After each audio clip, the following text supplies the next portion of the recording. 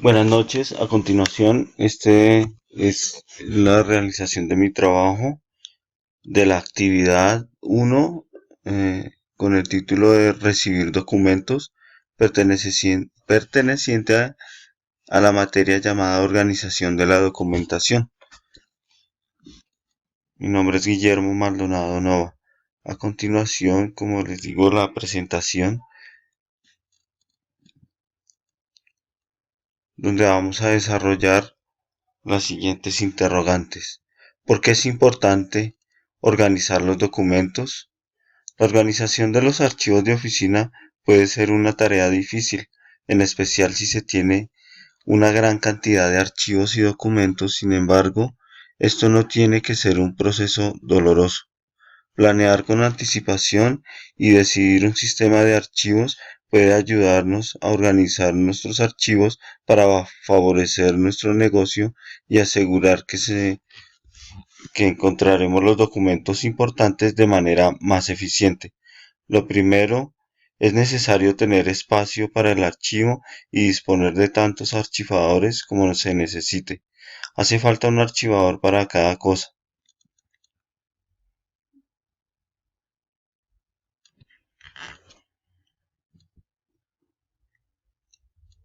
¿Cómo puedo diferenciar estos documentos según su contenido?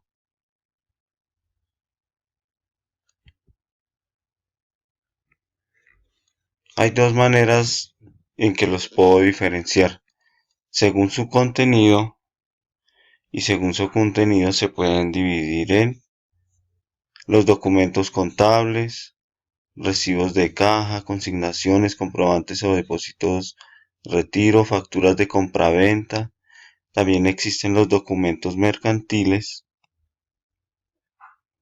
Según su contenido también hay otro tipo de documentos que son los notariales, que consisten en testamento, capitulaciones, un poder, un acta, una compraventa. También existen documentos de carácter préstamo hipotecario, constitución de sociedades, mercantiles, declaración de renta, pólizas, protesto. En esto se pueden dividir básicamente según su contenido. Y según su origen, los puedo diferenciar porque existen documentos públicos y privados, los cuales se hacen referentes tanto en posibilidades de acceso a ellos como a su validez como prueba. ¿Por qué es un documento público? El Código de Procedimiento Civil en su artículo 251 define el documento público de la siguiente forma. Documento público es el otorgado por funcionario público en ejercicio de su cargo o con su intervención. Según su origen también existen documentos que es de carácter privado. El documento privado, como lo define el mismo artículo 251 del Código Civil, es aquel documento que no cumple los requisitos de documento público, es decir, es el documento que no ha sido elaborado por un funcionario público, ni ha habido intervención de éste por su elaboración. ¿Qué factores y elementos debo tener en cuenta en mi organización para recibir los documentos de acuerdo a las normas vigentes? Hay una ley que es la Ley 527 de 1999, que es la que se hace cargo de regir la manera en que se deben recibir los documentos. También hay que tener en cuenta que hay una norma técnica que es una norma ISO 9001, la NTC 180. Respondiendo a la pregunta de qué factores y elementos debo tener en cuenta en mi organización para recibir los documentos, considero que debe llevar una guía en la cual se aclare elaborado por, también se debe aclarar el número de la hoja, cada una de las hojas debe ir numeradas en orden consecutivo. Fecha, se escribe la fecha del día en que se realizó el registro. Número de orden, se escribe el mismo número que aparece en el sello radicador. La procedencia también se debe escribir. se debe escribir el número.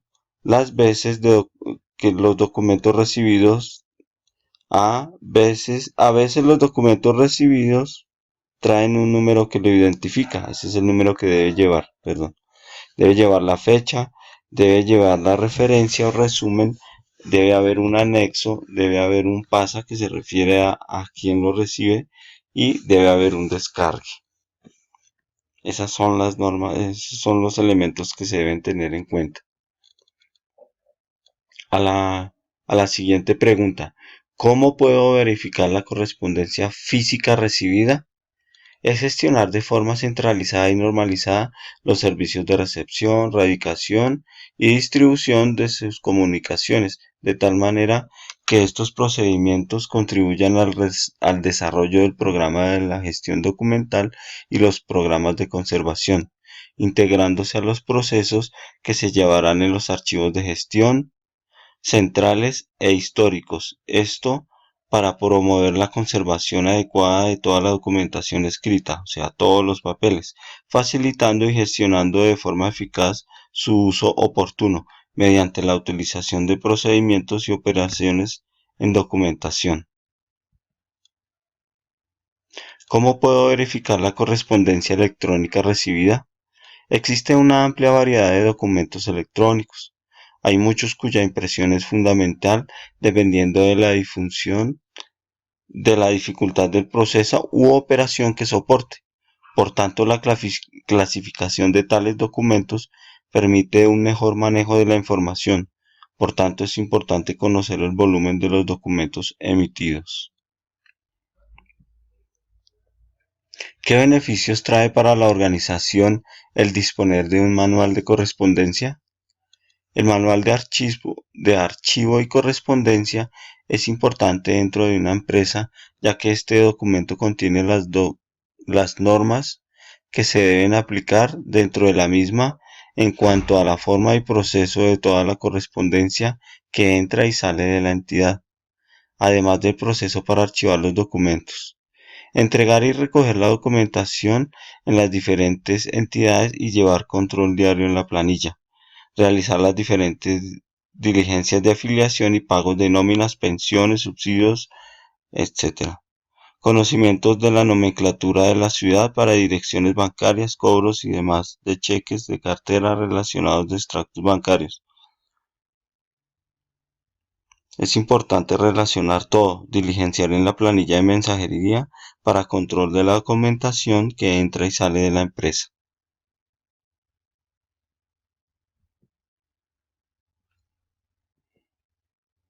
Muchas gracias, esa es la elaboración de mi trabajo.